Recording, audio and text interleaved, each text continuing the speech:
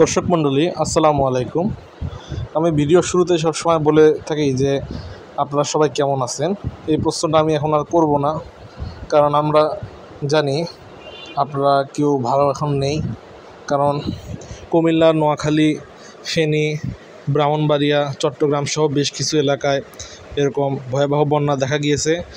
এই সুদীর্ঘ ৩১ বছরের যে বাংলাদেশে এই রকম বন্যা আর কেউ দেখতে পারেনি, অর্থাৎ জাতি এত ভয়াবহ বন্যা কখনো দেখতে পারেনি। তো কোনো রাজনৈতিক সহিংসতার কারণে পার্শ্ববর্তী দেশ হয়তো যে বিভিন্ন বাঁধ থাকে সেই বাঁধগুলো হয়তো তারা খুলে দিয়েছে, যার কারণে ভয়াবহ এই বন্যা দেখা দিয়েছে। তো সে অঞ্চলের মানুষ অনেক কষ্টে জীবনযাপন করছে। তো এই জন্য বিভিন্ন শিক্ষা প্রতিষ্ঠান র্যালি করেছে, বিভিন্ন বিক্ষোভ করেছে, আপনারা ছবিতে নিশ্চয়ই দেখতে পাচ্ছেন। তো তাদের সহায়তা করা খুবই দুরূহ হয়ে গিয়েছে। সেখানকার স্বেচ্ছাসেবী যে টিম রয়েছে তারাও উদ্ধার কার্য ভালো মতো চালাতে পারছেন না। একটানা ভোর হতেই বৃষ্টি এবং এত পরিমাণ পানি রয়েছে যেখানে যানবাহন নিয়ে সেখানে উদ্ধার কাজে যাওয়া খুবই দুরূহ। তো তাদের সাহায্য করা অত্যন্ত জরুরি।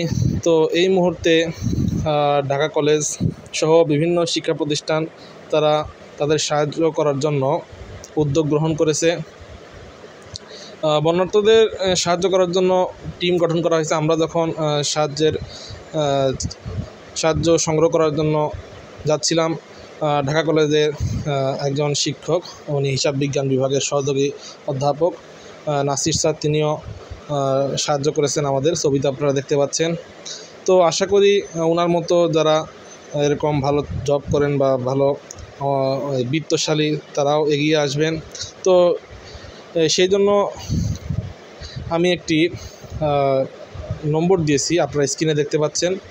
সেখানে 3টি নম্বর দেওয়া হয়েছে, বিকাশ, নগদ এবং রকেট, এবং 3টি নম্বরই একই। তো আপনারা যদি সাহায্য করতে চান অবশ্যই এই নম্বরে টাকা পাঠাবেন। তো নম্বরটি আমি বলে দিচ্ছি, 01864308923। আমি আবারও বলছি 01864308923। তো যারা এতক্ষণ ভিডিওটি দেখলেন তাদের সকলকে অসংখ্য ধন্যবাদ জানাচ্ছি, এবং নতুন নতুন আপডেট পেতে আমার সাথেই থাকুন এবং আমার চ্যানেলটিকে অবশ্যই সাবস্ক্রাইব করে দেবেন। পরিশেষে দেশের সার্বিক অবস্থা উন্নতি কামনা করে আমি বিদায় নিচ্ছি। সবাই ভালো থাকবেন, সুস্থ থাকবেন, বন্যার্তদের জন্য দোয়া করবেন, আমার জন্য দোয়া করবেন। আসসালামু আলাইকুম।